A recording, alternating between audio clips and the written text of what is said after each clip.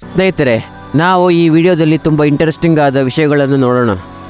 ನಮ್ಮ ಹೊಟ್ಟೆಯು ಕೆಲವು ದಿನಗಳಿಗೊಮ್ಮೆ ಹೊಸ ಪದರವನ್ನು ಪಡೆಯುತ್ತದೆ. ಮನುಷ್ಯನ ಹೊಟ್ಟೆ ಮತ್ತು ಜೀರ್ಣಾಂಗ ವ್ಯವಸ್ಥೆಯ ಇತರ ಭಾಗಗಳ ಒಳಪದರವು ಪ್ರತಿ 3-4 ದಿನಗಳಿಗೊಮ್ಮೆ ಉದುರಿ ಹೋಗಿ ಹೊಸ ಚರ್ಮವನ್ನು ಬದಲಾಯಿಸುತ್ತದೆ ಎಂದು ವೈದ್ಯರು ಹೇಳುತ್ತಾರೆ.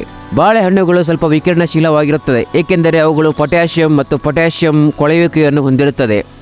ನೀವು ಒಮ್ಮೆಗೆ 10 ಮಿಲಿಯನ್ ಬಾಳೆಹಣ್ಣುಗಳನ್ನು ತಿನ್ನಲು ಸಾಧ್ಯವಾದರೆ ವಿಷದಿಂದ ನೀವು ಖಂಡಿತವಾಗಿಯೂ ಸಾಯುತ್ತೀರಾ. ನೀವು 7 ವರ್ಷಗಳ ಕಾಲ ದಿನಕ್ಕೆ 274 ಬಾಳೆಹಣ್ಣುಗಳನ್ನು ಸೇವಿಸಿದರೆ ಮಾತ್ರ. ಆದರೆ ಭಯಪಡಬೇಡಿ, ಇದು ಅಸಾಧ್ಯವಾದ ಕೆಲಸ. ಗಾಬರಿಗೊಳ್ಳುವ ಅಗತ್ಯ ಇಲ್ಲ. ಈ ತರಹದ ಕೇಸ್ ಇದುವರೆಗೆ ಒಂದು ಕೂಡ ನಡೆದೇ ಇಲ್ಲ.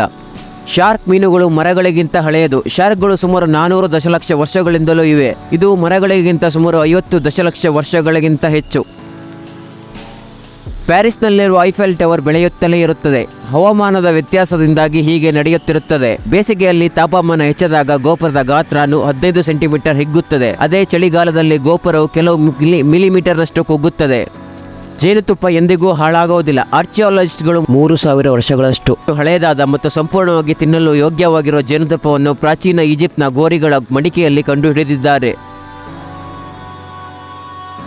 ಆಕ್ಟೋಪಸ್ಗಳು 3 ಹೃದಯವನ್ನು ಹೊಂದಿರುತ್ತದೆ. 2 ಹೃದಯವು ಅದರ ಕಿವಿರುಗಳಿಗೆ ರಕ್ತವನ್ನು ಪಂಪ್ ಮಾಡುತ್ತದೆ. ಇನ್ನೊಂದು ಹೃದಯವು ದೇಹದ ಉಳಿದ ಭಾಗಗಳಿಗೆ ಪಂಪ್ ಮಾಡುತ್ತದೆ. ಅವುಗಳು ಈಜಲು ಶುರು ಮಾಡಿದಾಗ ದೇಹಕ್ಕೆ ರಕ್ತವನ್ನು ಪಂಪ್ ಮಾಡುವ ಹೃದಯವು ನಿಲ್ಲುತ್ತದೆ. ಸ್ನೇಹಿತರೆ, ನಮ್ಮ Kannada fact channel 50 subscriber complete ಮಾಡಿದೆ. ಸಪೋರ್ಟ್ ಮಾಡಿದ ಎಲ್ಲರಿಗೂ ಧನ್ಯವಾದಗಳು. ಮುಂದೇನು ಇದೇ ತರ ಸಪೋರ್ಟ್ ಮಾಡ್ತಾ ಇರಿ. ದಯವಿಟ್ಟು ಯಾರು ಚಾನಲ್ ಸಬ್ಸ್ಕ್ರೈಬ್ ಮಾಡಿಲ್ಲ, ದಯವಿಟ್ಟು ಸಬ್ಸ್ಕ್ರೈಬ್ ಮಾಡ್ಕೊಳ್ಳಿ. ಹಾಗೆ ಶೇರ್ ಮಾಡ್ತಾ ಇರಿ. ಧನ್ಯವಾದಗಳು.